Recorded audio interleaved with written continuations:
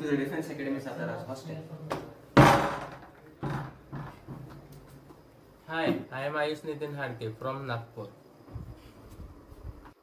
Hi, I am Prajwal Pranmalkar from Miraj. I am Shivam Redekar from Kolhapur. Hi, I am Vedant Ravi Sonani from Mumbai.